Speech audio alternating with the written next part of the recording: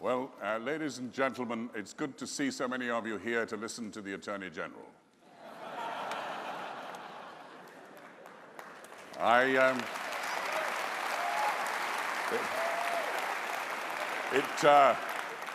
It shows what a respect our party has for the rule of law. Ladies and gentlemen, I've been asked to come as the newest member of the Cabinet to tell you a little bit about why it was that I joined the Cabinet, which seems a strange thing to ask someone to speak about, because if you're asked to do a job for your country, I don't think you should refuse the request, do you? No.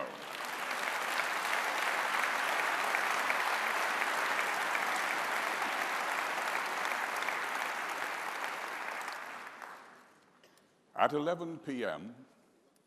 on the 29th of March 2019, we will leave the European Union.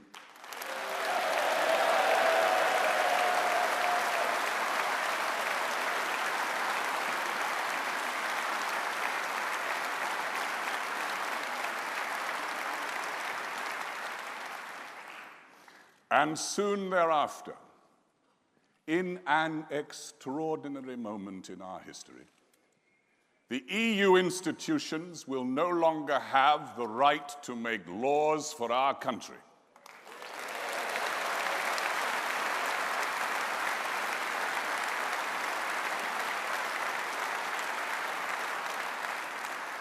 And that power will belong exclusively to the sovereign Parliament of Great Britain and Northern Ireland.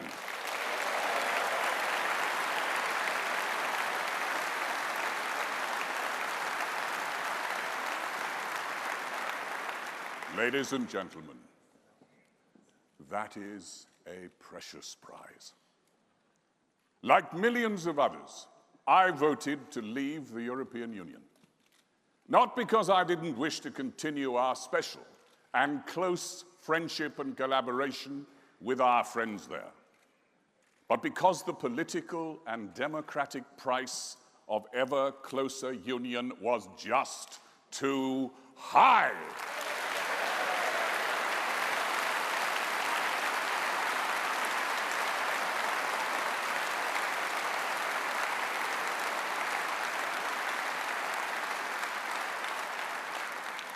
I was 15. True. I was once 15. I was 15 at the time of the first referendum. My generation did not get to vote. We waited 41 years to do so. And now, some want another referendum after 2. And the Labour Party are poised, waiting to see which way the wind blows.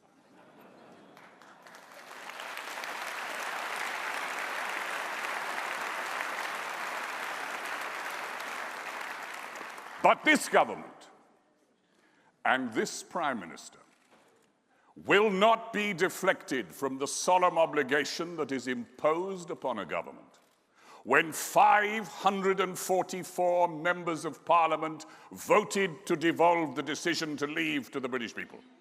And once they had given their decision, 498 members of Parliament voted to give notice under Article 50 of our intention to do so.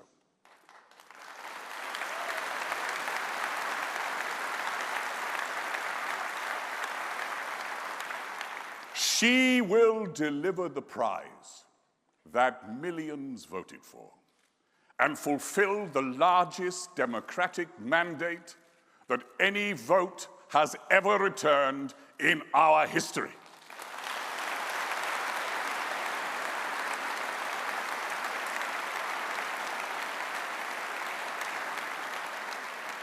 And that is why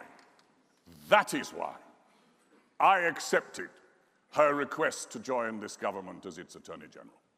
Because it will take a dogged, determined, single-minded clarity and firmness of purpose to translate that decision into reality.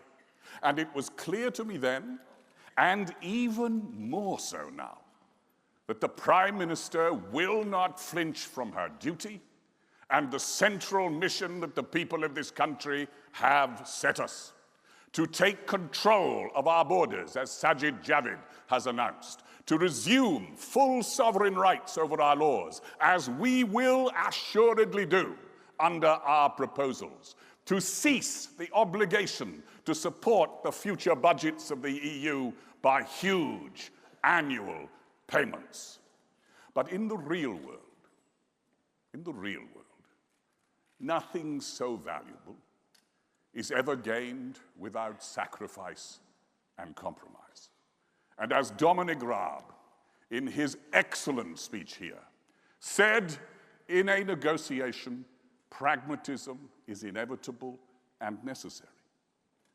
Since the 17th century, the special genius of the British peoples has been the flexibility to find compromises and constitutional arrangements that may not possess ideological or theoretical purity, but which work.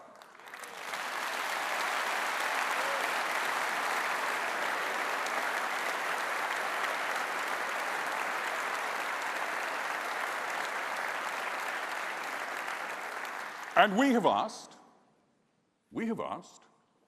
that the European Union commit to that same flexibility, to preserve the economic benefits of smooth and fluent trade across our borders, while doing justice to the desire of the British people for self-government, and to maintain both the integrity of the United Kingdom and of the EU legal order.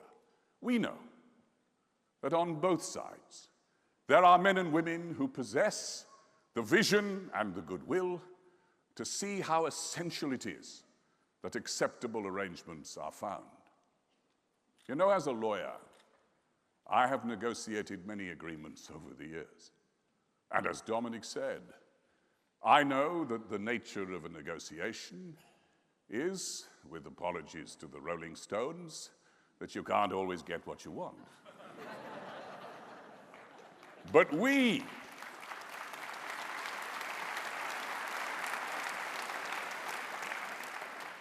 have to be grown up about it. And we have now reached the critical moment when I am convinced we must resolve to put aside our differences and unite behind the Prime Minister to ensure that the decision of the 23rd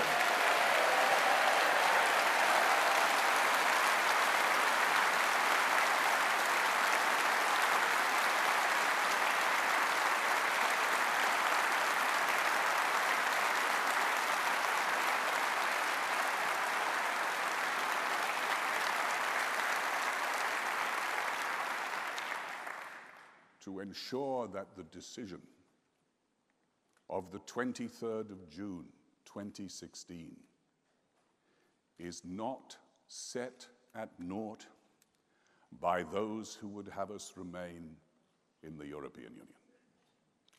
That would indeed have catastrophic consequences for the democracy of our country. We here, who argue that this great democratic mandate must be given effect, are the optimists.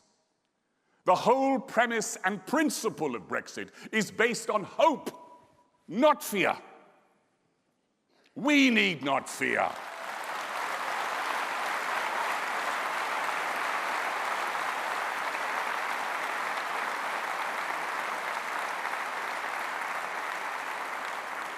We need not fear self-government.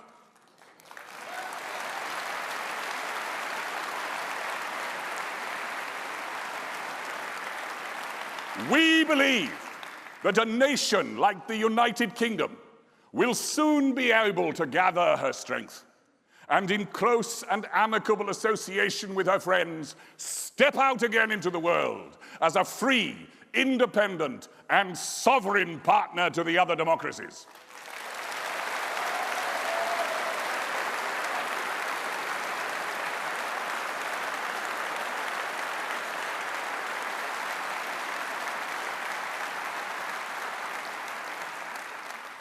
to build a future of opportunity, the seeds of which have been sown here this week for all the generations of her people. 300,000 homes a year by the mid-2020s, giving the opportunity of home ownership to the young. An education system that encourages aspiration and the skills to achieve it. Already delivering for the nearly 2 million more children who are now in good or outstanding schools, and an economy that rewards hard work and enterprise, helping businesses to cut employment to the lowest levels we have seen since the 1970s, giving the security of a regular wage to over 3.3 more million people in work.